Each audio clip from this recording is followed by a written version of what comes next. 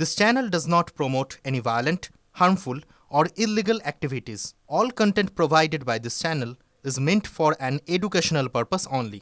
Cancer Healer Center, a new beginning. চিনার পার্কের পর পোস্তা আবারও শহরে স্পেশাল 26 সিবিআই অফিসার সেজে পোস্তায় সোনা লুট করার অভিযোগ। 3 অভিযুক্ত এখনো অধরা। কটন স্ট্রিটে রাস্তা আটকে সিবিআই অফিসার সেজে তল্লাশির নামে 400 গ্রাম সোনা লুট করা হয়েছে। আরো ইন ডিটেল এই নিয়ে কথা বলবো, আমাদের সঙ্গে আমাদের সহকর্মী থাকবেন, তার সঙ্গে কথা বলবো। তবে আরো একবার আপনাদের জানিয়ে রাখি, অজ্ঞাত পরিচয় 3 জনের বিরুদ্ধে পোস্তা থানায় অভিযোগ দায়ের করা হয়েছে। আমাদের সঙ্গে এই মুহূর্তে আমাদের সহকর্মী সুশোভন রয়েছে, আমি সুশোভনের কাছে চলে যাই। সুশোভন, দুষ্কৃতীরা এভাবে কখনো সিবিআই অফিসার সেজে, কখনো কেন্দ্রীয় সরকারি আধিকারিক সেজে একের পর এক জায়গায় লুট চালাচ্ছে, পুলিশ কি করছে?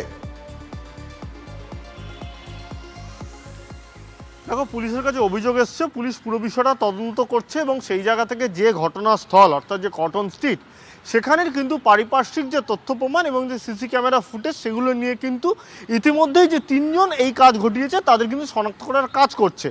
কিন্তু অন্য দিক থেকে যেটা আরও গুরুত্বপূর্ণ, যে এই কটন স্ট্রিটে কিন্তু পুলিশ সূত্রে খবর যে সেখানে কিন্তু তারা দাঁড়িয়েছিল এবং তারপর এক ব্যক্তিকে বলা হয়েছিল যে সে সোনা যাচাই করবে, বৈধ নথি যাচাই করবে, নথি যদি বৈধ না হয় সেক্ষেত্রে কিন্তু বাজেয়াপ্ত করা হবে।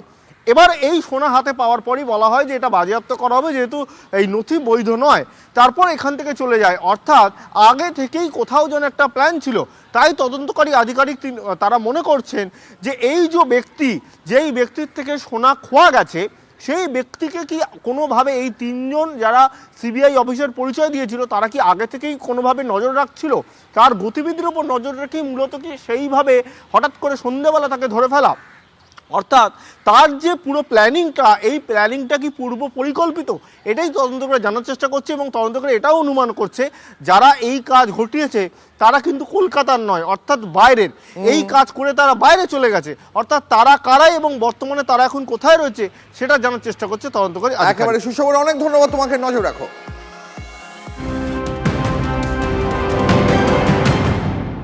এবার আরো একটা বড় খবর দেখাই আপনাদের। মুখ্যমন্ত্রীর কড়া বার্তার পরও প্রকাশ্যে ঘুষ নিচ্ছে পুলিশ। সেই ভিডিও সোশ্যাল মিডিয়ায় পোস্ট করায় ব্যবসায়ীকে হেনস্থা করার অভিযোগ কাঠগড়ায় অশোকনগর থানার পুলিশ। এই মুহূর্তের আরো একটা বড় খবর, মুখ্যমন্ত্রীর কড়া বার্তার পরও প্রকাশ্যে ঘুষ নিচ্ছে পুলিশ। সেই ভিডিও সোশ্যাল মিডিয়ায় পোস্ট করায় ব্যবসায়ীকে হেনস্থার অভিযোগ। কারা হেনস্থা করলো জানবো ইন ডিটেল। আমাদের সঙ্গে আমাদের সহকর্মী দীপঙ্কর থাকবেন। তবে এই মুহূর্তে যে খবর দেখাচ্ছি আপনাদের, মুখ্যমন্ত্রী বারবার বলেছেন তা সত্ত্বেও প্রকাশ্যে পুলিশ ঘুষ নিচ্ছে।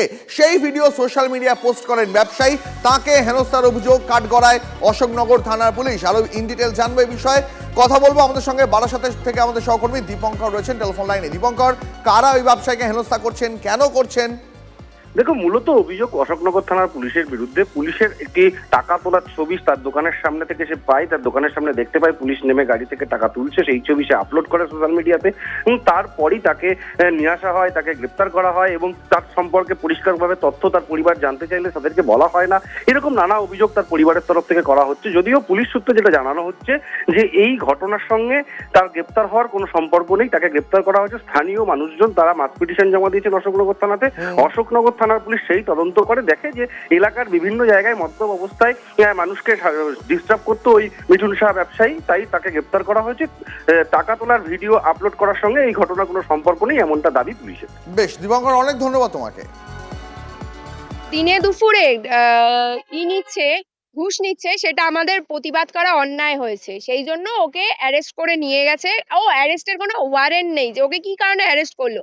ওকে মেন রাস্তা থেকে তুলে নিয়ে গেছে। এখন রাত্রি 11:06 বাজে। আমি বাড়ির বাইরে, ঘরের চাবি বড়বাবু দিচ্ছে না, ঘরের চাবি শুদ্ধ আটকে রেখেছে। আমি বারবার বললাম আমার মার একটা নার্ভের ওষুধ চলে, ওই ওষুধটা যদি না খায় মার একটা যখন তখন একটা অ্যাক্সিডেন্ট ঘটতে পারে। মার কোনো কথা শুনলো না। বাচ্চাগুলো, 2টো বাচ্চা নিয়ে আমি ঘুরে বেড়াচ্ছি রাস্তায় রাস্তায়, যাওয়ার মতন কোনো রাস্তা নেই। উনি অফিসে গিয়ে আরেকবার যে কমপ্লেনটা দেখাবো যে এরকম গৌতম বাবুর নামে, আমি ডাইরেক্ট বললাম গৌতম বাবুর নামে যে আরেকটা কমপ্লেন করেছিলাম তার দায় কি পুলিশ নিয়েছিল?